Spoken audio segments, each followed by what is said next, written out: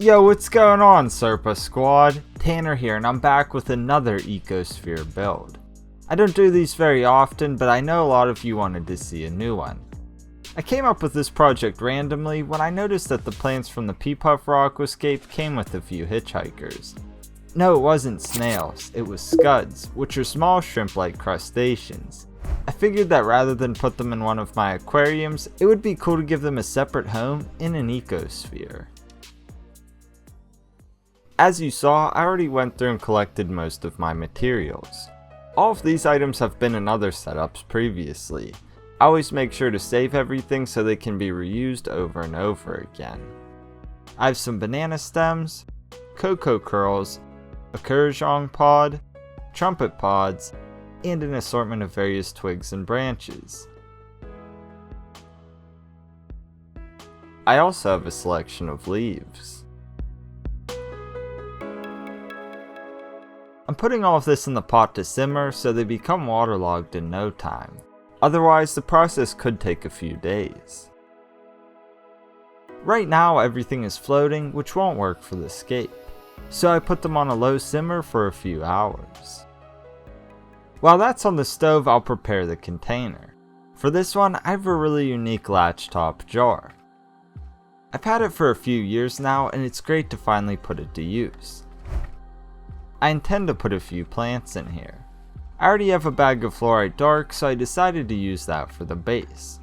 Like usual, I rinsed it off before use. I put a thin layer in the container.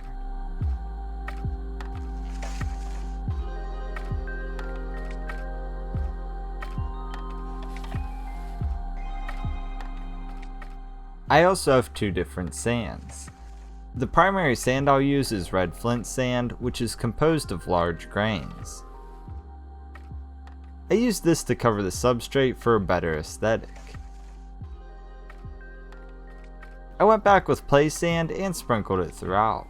The grains are much finer, so they'll add variety for better texture. To continue with this, I also added some pea pebbles. You only see a few later on, but I added them everywhere because I don't know how it will be scaped. At this point, the items in the pot have had time to cool down and are ready for use.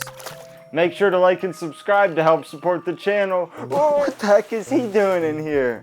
I'll transfer them into a bucket of clean water to ensure they stay waterlogged while I scape. To start, I used the trumpet and kurrajong pods as my key elements. These are the largest items, which will dictate where the other ones will go.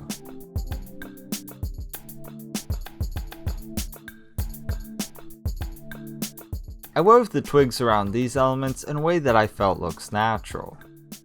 My vision was to replicate the bottom of a pond or a puddle in the woods.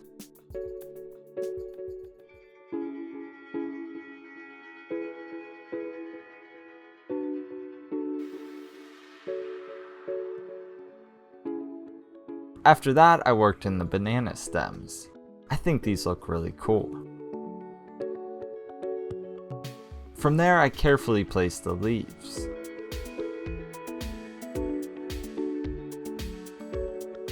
I also pulled apart one of the cocoa curls to get individual strands. I placed them around for even more textural contrast. I sprinkled sand over some of the elements to mimic sediment buildup. The scape is done, which means it's ready for water. I used an airline to fill it up so that nothing was displaced.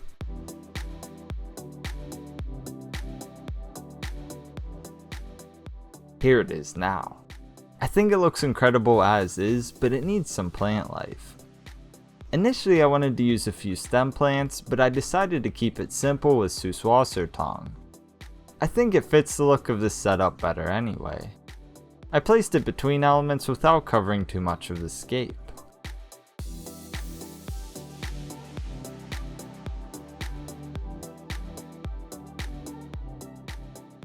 Seems like a good time to get this thing stocked. As I said in the beginning, the star of the ecosphere are the scuds. I also have a single bladder snail and some Malaysian trumpet snails. Everything is kept at room temperature, so no need to acclimate. I poured the scuds into a net and then into the Ecosphere.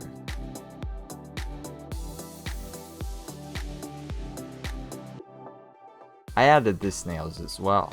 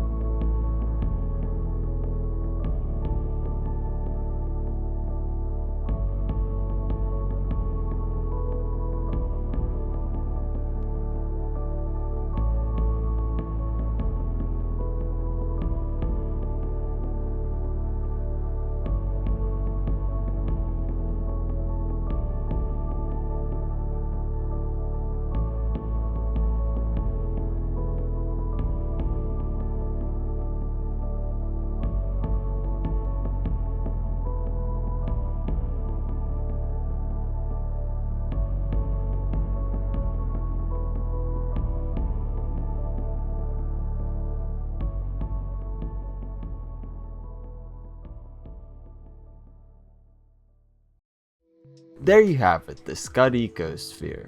I think it was a cool little project, especially considering that it happened by accident. Something else that's cool is that excluding the jar, everything I used was repurposed from other builds. I think it's also a great example of how beautiful a scape can be with very simple materials. A few botanicals, some sticks, and Suswasser tong. What more could you ask for? I think it's fun to watch as well. At first glance, there doesn't appear to be much going on until the scuds start swimming and the snails crawl around. The inhabitants will feed on the botanicals as they decay and algae as it forms. I'll likely have to remove scuds as they reproduce, but that's alright. I plan to set up a dedicated tank for them soon to breed as fish food. That's a topic for another time though.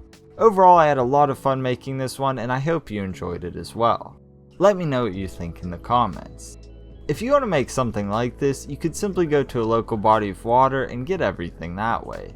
I can't do that right now because of the weather, so I figured I might as well make do with what I have on hand. Anyway, I think that's a good place to end. Thank you so much for tuning in. I truly appreciate your support and hope you learned something new. Also, if you're looking for more content, be sure to check out my second channel. I'll link it up at the end. Regardless, I hope you all have a great weekend and I'll see you next Saturday like always. Take care and peace.